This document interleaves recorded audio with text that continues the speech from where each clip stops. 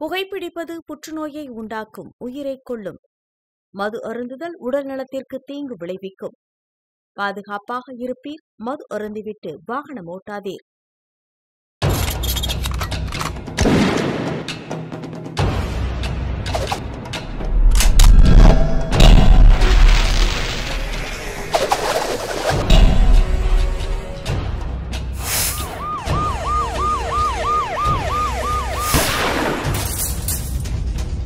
கோப்பியம், உண்மையும் பின்னணியும். தமிழ்நாடு உட்பட பல மாநிலங்களில் ஆன்லைன் பங்கு வர்த்தக முதலீட்டு மோசடியில் கடந்த 2024 மற்றும் 25ஆம் ஆண்டுகளில் பதிவு செய்யப்பட்ட இருவேறு இணையவழி குற்ற வழக்கில் தொடர்புடைய மேற்கு வங்கத்தை சார்ந்த 3 நபர்களை இணையவழி குற்றப்பிரிவு போலீசார் கைது செஞ்சிருக்கிறாங்க. அந்த பரபரப்பான சம்பவத்தை பற்றி இப்போ பார்க்கலாம். பூதாகரமாக வளர்ந்து நிற்கும் இன்றைய இணைய உலகம் அடையாளம் அறியப்படாத சைபர் கிரைம் குற்றவாளிகளுக்கு புகழிடமாக திகழ்ந்து வருகிறது. நம்மில் பலரும் இணையத்திற்கும் ஒளிந்திருக்கும் ஆபத்தை அறியாமல் ஒவ்வொரு நிமிடமும் பல்லாயிரக்கணக்கான பணத்தை இழந்து வருகிறார்கள் என்பதுதான் வேதனை. இதுவரை எத்தனையோ சைபர் கிரைம் கும்பலை காவல்துறையினர் கைது செய்திருந்தாலும் கூட புற்றீசலாய் முளைக்கும் சைபர் கிரைம் குற்றவாளிகள் தொடர்ந்து மோசடியில் ஈடுபட்டு வருகின்றனர். அப்படி ஆன்லைன் பங்கு வர்த்தக முதலீட்டில் ஈடுபட்டவர்களிடம் கடந்த 2 ஆண்டுகளாக பல கோடிகள் மோசடியில் ஈடுபட்ட மேற்கு வங்கத்தை சேர்ந்த 3 நபர்களை இணையவழி குற்றப்பிரிவு போலீசார் கைது செய்திருக்கும் சம்பவம் பலரையும் அதிர்ச்சியில் ஆழ்த்தியிருக்கிறது. இன்றைக்கு உலகம் முழுவதிலும் உள்ள கோடிக்கணக்கானவர்கள் பயன்படுத்தி வரும் சமூக வலைதளங்களான ஃபேஸ்புக் மற்றும் வாட்ஸ்அப் மூலமாக பலருக்கும் போலியான லிங்குகளை அனுப்பி அதன் மூலம் கோடிக்கணக்கான ரூபாய்களை மோசடி செய்து வந்துள்ளனர். இதனால் பலரும் பணத்தை இழந்தது குறித்து கடந்த 2 வருடங்களாக சைபர் கிரைம் போலீசாருக்கு தொடர்ந்து புகார்கள் சென்ற நிலையில் BNS சட்டத்தின் கீழ் வழக்கு பதிவு செய்து விசாரணை நடத்தி வந்தனர். அதில் பங்களாதேஷ் எல்லை அருகில் மேற்கு வங்காளத்தை சேர்ந்த முக்கிய குற்றவாளி சஹசாதா ஹுசைன் உட்பட 3 பேரை சைபர் கிரைம் போலீசார் கைது செய்திருக்கும் நிலையில் புதுச்சேரியில் வழி மோசடிக்காரர்கள் தைவான் நாட்டிற்கு போதைப்பொருள் கடத்தியதில் தொடர்பிருப்பதாக கூறி டிஜிட்டல் அரெஸ்ட் செய்து 10 லட்சம் ரூபாய் மோசடி செய்த சம்பவம் அதிர்ச்சியை ஏற்படுத்தி உள்ளது.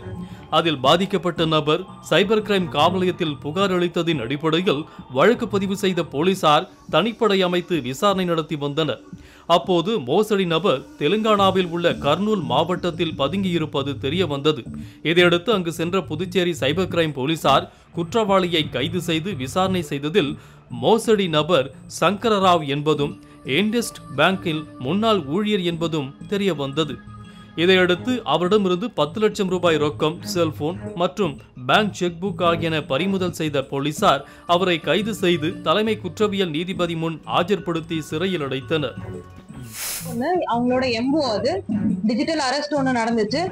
ஒரு நர்ஸுக்கு எகெயின்ஸ்டா, அதாவது விக்டிம் கிட்ட நீங்க உங்க ஆதார் கார்டு இல்ல உங்களோட சிம் கார்டு இது எல்லாமே பயன்படுத்தி தப்பான வழியில யூஸ் பண்றீங்க அப்படின்னு சொல்லிட்டு மிரட்டி அவங்க கிட்ட இருந்து 9,69,000 பணம் அவங்க கிட்ட இருந்து டிரான்ஸ்ஃபர் பண்ணிட்டாங்க.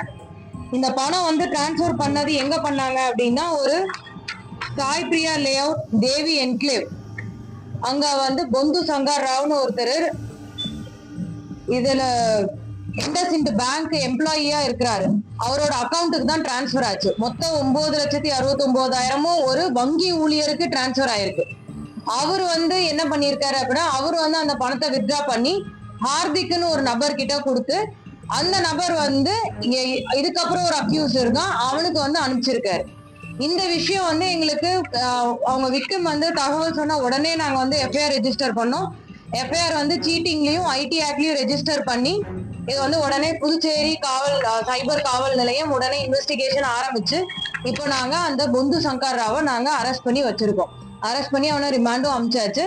இப்ப அடுத்து இவனுக்கு பின்னாடி இருக்கிற மூளை, அடுத்து இவனுக்கு ஒரு பிரெயினா இருக்கிறது யாரு அப்படின்றதான் நாங்க பாத்துட்டு இருக்கோம். இவனுக்கு தகவல் கொடுத்து இந்த மாதிரி பண்ணுங்க அப்படின்னு சொன்னது அவரும் ஒரு வங்கி மேலாளர், ஊழியர் கூட கிடையாது, வங்கி மேலாளர், டிபிஎஸ் பேங்கோட வங்கி மேலாளர். இப்பயும் அவர் ஹைதராபாத்ல வேலை செஞ்சுட்டு இருக்காரு. அவரு தான் இவனுக்கு உன் அக்கௌண்ட்டை கொடு அப்படின்னு சொல்லியிருக்காரு. இதுல ஒரு இன்ட்ரெஸ்டிங்கான விஷயம் என்ன அப்படின்னா, இவர் 9,69,000 வாங்கிட்டு இதுக்கான கமிஷனா ஒரு 3,000 ரூபாய் இவர் கமிஷனாவும் எடுத்திருக்காரு. ஸோ அதனால இவரு அடுத்து இப்ப அங்க இண்டஸ்இண்டன்ல இருந்து ரிசைன் பண்ணிட்டு அடுத்து ரேபிட் பேன்னு சொல்லிட்டு இன்னொரு பினான்சியல் கம்பெனி, அது ஃபின்டெக் கம்பெனி தான், அதுல வந்து இப்ப வேலை பார்த்துட்டு இருக்காரு. அங்க இருந்து தான் நாங்க இவரை வந்து பிடிச்சி இங்க புதுச்சேரிக்கு கூட்டிட்டு வந்திருக்கோம். டிஜிட்டல் அரெஸ்ட்னு ஒண்ணு கிடையவே கிடையாது. சைபர் போலீஸ் இல்ல இடி சிபிஐ அப்படின்றது யாருக்குமே அந்த பவர் கிடையாது டிஜிட்டல் அரெஸ்ட் பண்றதுக்கு. இதனால பொதுமக்கள் வந்து டிஜிட்டல் அரெஸ்ட்னு சொல்லி யாராவது சொல்றாங்க, இல்ல நீங்க இந்த இடத்த விட்டு நகரக்கூடாது, பணத்தை ஃபுல்லா டிரான்ஸ்பர் பண்ணதுக்கு அப்புறம் தான் நீங்க நகரணும் அப்படின்னா அது எல்லாமே போய் நீங்க உடனே எங்களுக்கு 1930 கால் பண்ணி நீங்க சொல்லிட்டீங்க அப்படின்னா நாங்க அதை வந்து ஃபர்தரா நாங்க இன்வெஸ்டிகேட் பண்ணுவோம். சப்போஸ் உங்களுக்கு அந்த மாதிரி வருது, உடனே பயந்துட்டீங்க அப்படின்னாலும் எங்க கிட்ட வாங்க. ஏன்னா மக்களை பாதுகாக்கிறதுக்கு தான் காவல்துறையோ தவிர உங்களை பயமுறுத்துறதுக்காக காவல்துறை இல்ல. இந்த மாதிரி ஒருத்தர் கால் பண்ணி எனக்கு சொல்றாங்க அப்படின்னா நீங்க தப்பே பண்ணல அப்படின்னா நீங்க பயப்பட தேவையில்ல. நீங்க எங்க கிட்ட வாங்க, நாங்க வந்து அதுக்கு ஃபர்தர் ஆக்ஷன் என்ன எடுக்கணுமோ நாங்க எடுப்போம்.